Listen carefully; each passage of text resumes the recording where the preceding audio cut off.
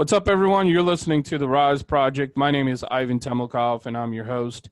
On this podcast, we discuss entrepreneurship, personal development, family tech, and marketing.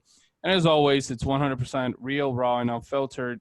Today, I have another special guest on the podcast. And as you know, when I have podcasts, it's usually rock stars. And today's guest is no exception to that. Mike Sherrard took 2 degrees in 3 years, accomplished this despite every professor saying it was impossible, and has never been done before. Recognized as one of the top employees of 60,000 in his first year in engineering, and quit 2 weeks later to get into real estate in one of the worst markets in North America, currently amidst a 5-year ongoing recession.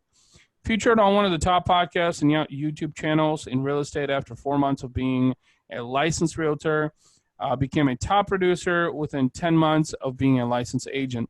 Went from not having Instagram to being recognized as top 30 realtor on social media in the world after 10 months as well. Tripled business in second year as a licensed agent, solely using social media and personal branding. Now gets flown to different real estate offices across North America to speak about leveraging social media and real estate, and is launching a new company that does content repurposing and video production marketing for entrepreneurs and realtors. What's up, Mike? Welcome to the show. Hey, man. Thanks so much. I'm excited to be here and chat the raw and unfiltered way, the way it should be. Exactly, man. That's the only fucking way is to chat is unfiltered, because anything that is scripted is not unfiltered. So let's, that's a very powerful bio, and actually this is the first time that I got a chance to actually read your full bio.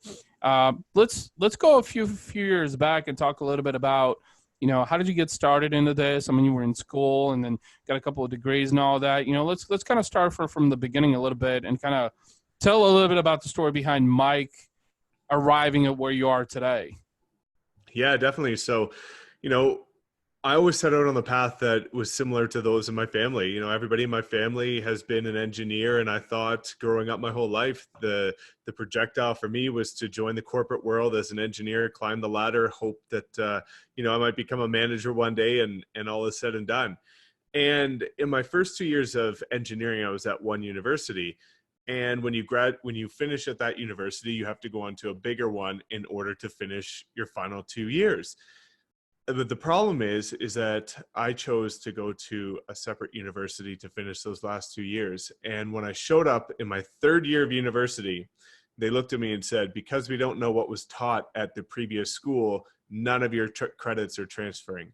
So I was basically a third year university student after doing 2 years of the hardest program in Eastern Canada.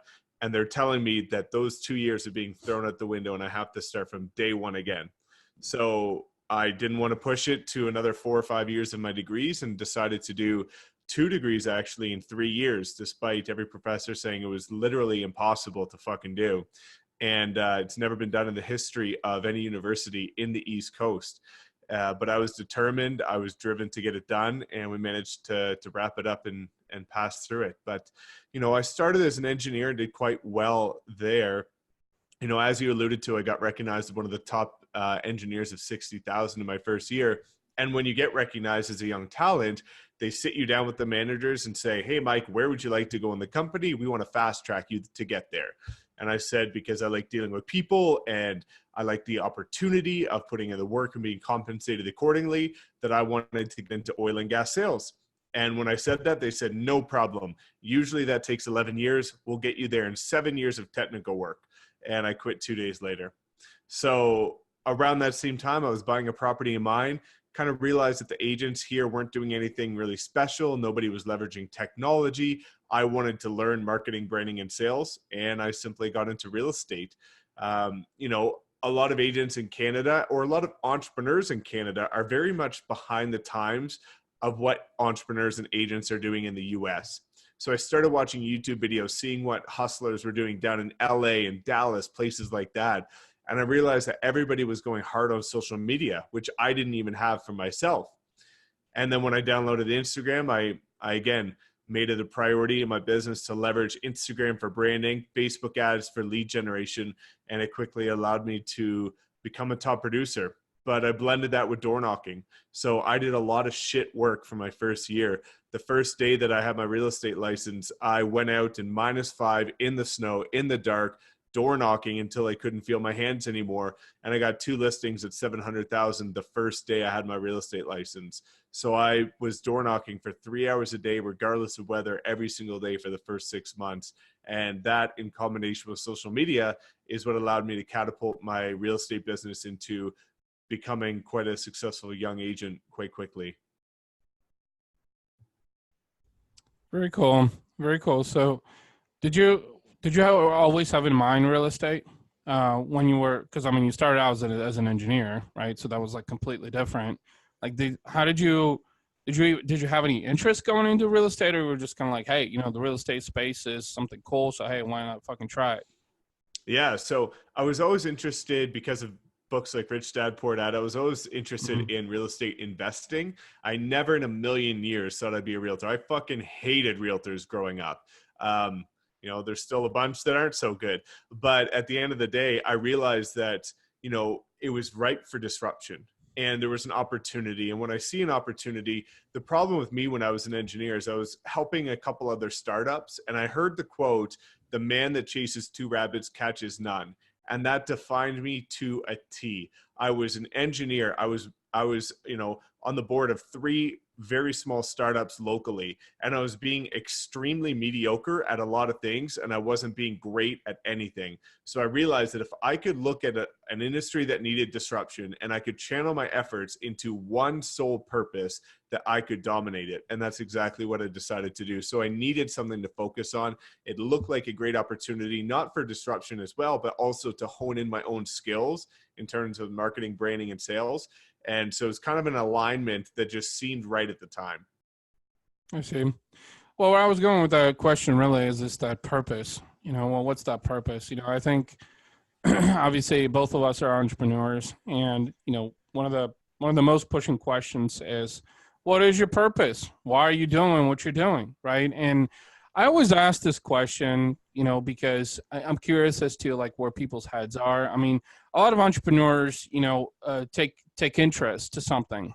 I've also seen a lot of entrepreneurs, kind of have a very heartfelt approach to what they're doing. There's a lot of people out there that are starting businesses because they want to solve global problems, whether it's with a product or a service or like a nonprofit, that has a huge void in the business marketplace. But most importantly, really, it's genuinely helping people, Mm-hmm. And so that's why I was asking, like, how did you embark on the real estate space, right? Because, and there's really no right or wrong answer by any means, just really out of curiosity, like, how did you get gravitated towards it? And so how long ago was that, approximately, before like you kind of, okay, I'm going to do the real estate thing? How long ago was that? Yeah, so I started in April 1st of 2017.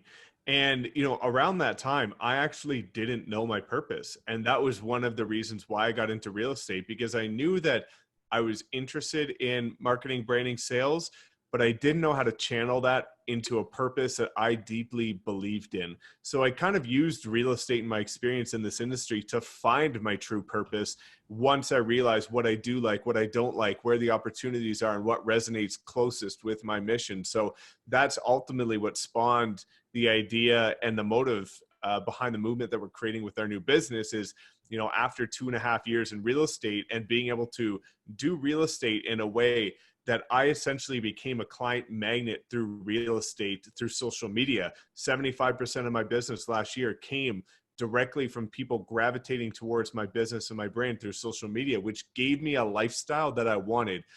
And I realized that now that's my purpose. Now that's my mission, is I want to help other people do it the same. I see so many people that get into real estate or any entrepreneurial business, and they get into it because they want to achieve a lifestyle. They want to go golfing in the summer. They want to spend their evenings with their kids. They want to go on vacation with their family, but they don't carry out and execute their business in a way that allows them to achieve that. So I was able to prove that myself. And now we have an opportunity, and I have an opportunity to help others achieve that. So ultimately now I'm, blessed to say that I've found my mission and my purpose. But leading up to the first couple of years, I was simply in that search mode where I just simply didn't know. Yeah.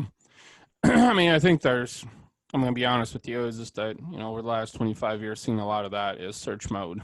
I even some former bosses of mine through the agency world when I was in there is just that honestly, I don't even think that they have a real purpose. You know, I mean, they're running $15-20 million content marketing agencies, and that's great. You know, you're working with some of the biggest brands in the world, you know, but at the end of the day is just that, and that's why I asked this question behind purpose, right? And reason is because if you get up every day, what's the first thing that comes to mind? Well, hopefully it's gratitude, right? You're grateful that you're alive, because if you're not alive, you can't do shit. Literally, you can't do shit. And I think society fails to recognize that gratitude is probably the number one thing. But beyond that is this, why in the fuck are you going to go answer your email or your text messages from clients? Like, what's the drive behind it, right? What winds you? You know, like for me, it always has been family. I mean, that's just me. That has been, you know, my kids, my wife, that's really the purpose behind everything, to be able to achieve that ultimate state of happiness. And everyone has their own version of happiness, right? I mean, you know, people think happiness maybe, you know, I got a big house, or I've got an expensive car, or, you know, my checking account is fat, or happiness is maybe just to have ultimate freedom, which freedom really isn't free, because let's face it, you got to work your fucking ass off to get freedom. I mean, to be free, like, you know, both of us here in Arte, and to be someone like an Ed Milet or Andy Frisella, where, you know what, today I'm just going to drive out and I'm going to sit on this fucking bench and I'm going to sit there for half a day, because everything else around my world is positioned in a way that it's semi-automated, right? I mean, you're still doing stuff, but you can afford that flexibility to do things that truly feel like you have ultimate freedom, right? Let's face it, the day and age that we live in is that costs a lot of time, that costs a lot of money, that costs a lot of resources, right, to accomplish that. And so, again, you know, it's great to hear that you have a driving force, that you're wanting to help realtors, because as we were chatting prior to hopping on the podcast, you know, I'll be honest with you, is all the realtors that I know, they're still living in fucking 1945, if you ask me.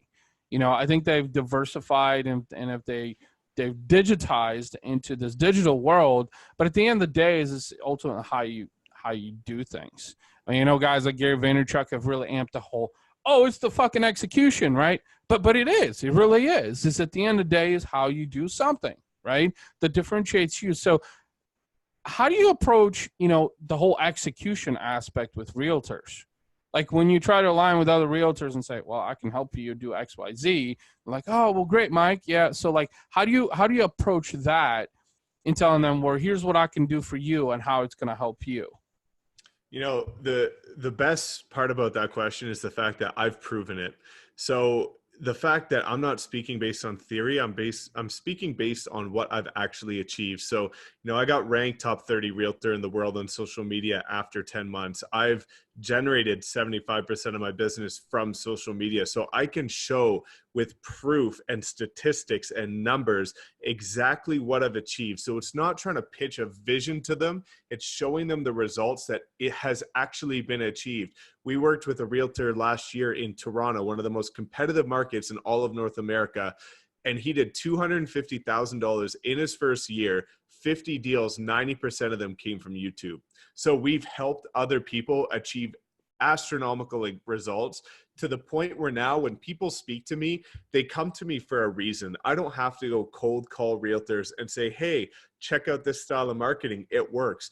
People come to me because they see what we're doing. They see what we're doing for other people, and they've already made the decision themselves that they want this. So we don't even have to convince them of the importance of it. They just want to know how they need to get started. So it's at a point now where I was sick of trying to pitch people that social media works. I was sick of trying to pitch to people that you need to build your personal brand. So I basically said, fuck it. I'm going to build my own. I'm going to leverage social, and I'll prove to all of you that it works. And now that I've done that, basically the conversation's that much easier, because they've seen it rise, and they've seen how quickly you can build a scalable, profitable business if you actually execute. Yeah, absolutely. That's a really good point, you know, because especially since you mentioned about social media. I mean, let's face it, you know, social media is more saturated than ever. And, you know, on one side, I think that social media is still in an infancy stage, but then it really isn't, you know. So while it's saturated, it's also easier to stand out, because if you're unique, if you're more disruptive, people are going to pay. So forget the fucking algorithms for a second. Just put out shit that people are going to gravitate towards, that people are going to listen to, something that's going to build character, personality, something that's going to help solve problems, right? I think that's really applicable to any industry, not just real estate, not automotive, not healthcare, really any industry across the board. The problem with social media is that, and we're seeing this with a lot of Fortune companies that are slowly falling because they're either caught up, in the funk of social media, because everybody has pitched them the vanity metrics, and that's all they're living by, like how many views or how many comments or how many likes or how many shares. And it's like, forget about all that. You still got to have context at the end of the day, because if you don't have context, then, that's why people buy. they buy on the emotional engagement. How are you going to create that emotional engagement? And that's the beauty about kind of what we talked about, social video. So on one side, social is saturated because everybody's doing the same fucking shit. But on the flip side is you can be the 1% and do things differently by having more context, more value, and being more personable in the way that you connect with your audience. And you do that long enough and be consistent enough. And that's what you have to do, because the 99% of people are doing the same other shit, right? Okay. And that's where everybody thinks going back to what you said, vanity metrics, everybody thinks you need this massive following to get incredible results. When I got ranked top 30 realtor in the world on social media, I was number 27 on the list of 100. Number 1 to 22 was the Cast $1 Million listing. I had just shy of 4,000 followers. And the way that I reached out to the company, I said, how did you create this list? Why am I on here? And they said, we're looking for your impact and influence, not your following. So what people need to understand is I was generating leads left, right, and center when I had 1,000 followers, 2,000 followers. So you can create a lot of impact. You can drive a lot of attention in business. Like you said, if everybody's zigging and you zag, everybody was turning their Instagram feed into a homes and land magazine that was just fucking photos of listings everywhere. And I was showing my true personality, the wins, the losses, the struggles, the objections, door knocking, doing all of the shit work, but also doing all the amazing stuff for my clients, highlighting the wine and charcuterie nights on possession day and everything that I did. I showed them me, what it was like to work with me. And that's why I generated so much business, is because I gave them the real inside scoop as to what my business is like and what it's like to work with me. You don't need a big following. You don't need thousands of likes, 10,000 followers. All you need to do is to be different and to build the like, know, and trust factor with your audience. Yeah, absolutely. You hit the nail on the head with that. I think that's where just seeing the evolution of social, let's say last 10 years specifically, that has been the constant is vanity metrics. That's how a lot of companies have operated, is based on vanity metrics, is because the data sells, right? It's a tangible proof. It's a tangible result. Like you were saying, is that, you did your own thing, then you build your own social, and then you basically took a concept and created proof now that you're selling. But the biggest thing is just that, at least from what I was understanding, is just that you were never selling the vanity metrics. You were talking about the influence and engagement. It was actually interesting that you mentioned that that list that you were recognized, that they weren't looking at your followers. They were looking at influence, the impact that you were creating. And I think that is one side of social media, because let's face it, everybody can snap a photo on Instagram and become fucking IG famous, right? That's easy, right? But what's hard is, can you actually prove that? Because I will tell you this, is I even had a post that I pushed out recently, is that in the hundreds and hundreds of people that I met in 2019, whether it was face-to-face or in person, a very small percentage of those people in reality were who they said they were online. So it really kind of pushes the question behind, why would you want to create misconceptions in social media? Because at the end of the day, the only person you're lying to is yourself, right? To create a misbelief, right? To mislead people. And I think that's what a lot of people are doing. You're very active on Instagram. You're very active on YouTube also. And I'm sure you see that all day long on what people are trying to fabricate, to make themselves look better.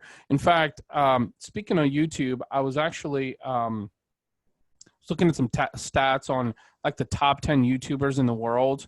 And I always thought like PewDiePie was like up there. It was like number 1 or number 2, but he ranks like number 5. I can't remember who was like number 1 that like reels in like some crazy ass amount of money, like the most followed YouTuber. I'm trying to remember who it was. And amongst those are some kids, like 8-year-olds that are like my son watches a kid by the name of Ryan's Toys. Ryan. This kid reels in like a cool 20 million per year from YouTube. From YouTube alone, I just found out recently. Well, I found out recently. It's probably not recent. It's been out. Is that he's got a whole toy line in Walmart called Ryan's Toys. And like, I'm like, who the hell is this Ryan kid? But how all of this started, again, goes back to what you just said, is literally mom and dad turned on the camera and were videotaping their kid as he was playing with toys. And the type of vibe that he created, the interaction, is what resonated with the rest of the world. And that really kind of created the snowball effect beyond like, you know, the toy production line and all the different deals and opportunities. So again, going back to what you were saying about realtors, right? Is it correct to say that contextual value influence is the biggest thing that you kind of suggest to people?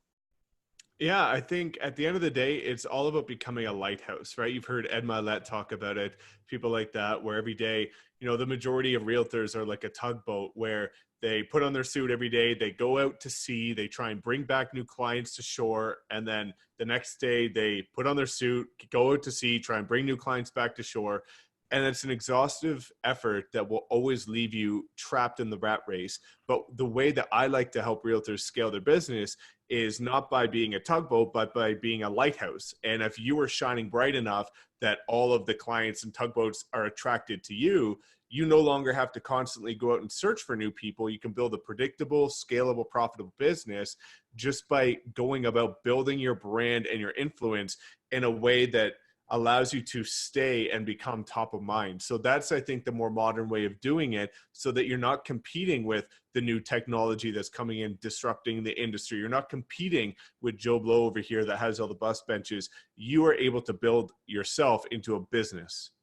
Yeah, that's a really good point. So a couple of things. You said technology. I think there's this huge misbelief is that the technology is the end all, right? That it's the ultimate solution, which I think, especially in the real estate industry, it sounds like a lot of real estate agents are misconstrued that, hey, you know, if I got the latest iPhone or the latest app or whatever, that, you know, I can create influence, which leads me to the next question I wanted to ask you is what are your thoughts on the way real estate agents are cultivating communities nowadays with this digital age?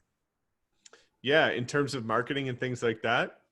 Well, just in general, because I mean, I'm going to be honest with you, I see very little real estate agents that are like really genuinely trying to spark interest by getting to know people, you know, on a personal level. Like, you know, I just remember a couple of years ago when I sold my condo, the reason I chose to go with, went with a person who worked with a family member of ours years ago.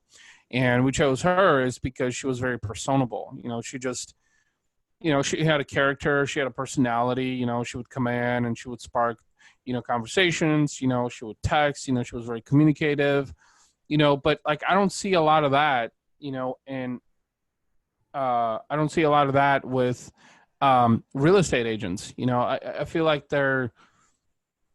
it's like that the personal element is missing. So that's why I want to ask your thoughts on it, because, you know, and see what suggestions, you know, would you give, I guess, to real estate agents?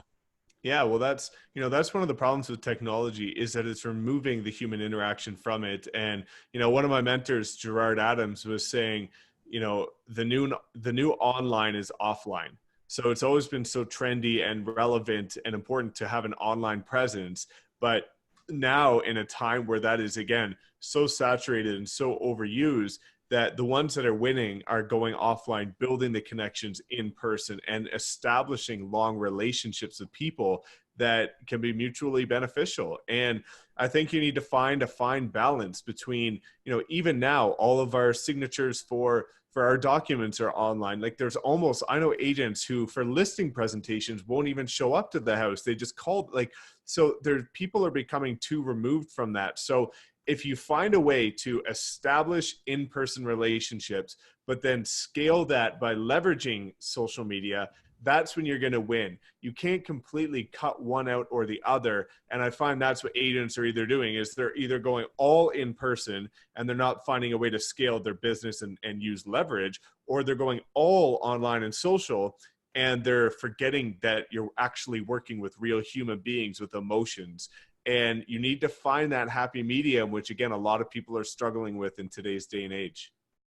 Yeah, you're absolutely right. I think the personal element is something that always has to be there, regardless of what industry you're in. It's people like to get to know you. And I know that, for instance, with this digital age that I am, like right now we're doing this interview via Zoom, right?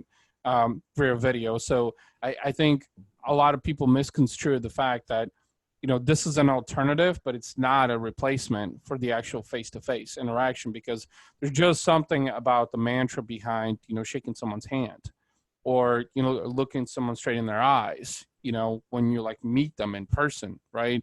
It just kind of sets the tone behind everything. And that's an ideal scenario. But I think that, like you were saying, is that I think with technology and with digital is, I think a lot of real estate agents have become so reliant and they're slowly removing the human element behind it, when in fact it's that human element. Because honestly, to me, the reason, especially with the real estate industry, you have to have it is because you're selling hopes and dreams. And in essence, most times, people have sentiment behind why they're buying a property. Like if this is your first house and you've been saving, 10 years or something, and you're pouring your life savings into this. So you've got this emotion, and real estate agents should probably be more compassionate about, well, this person's telling me a story behind how they saved all this money in 10 years. And you got to remember is that if you're a good listener in that regard, is that could also be a repetitive client later on down the road, because they're probably going to sell that property at some point. It might not be, 5 years or 10 years, but it might be 20 years down the road.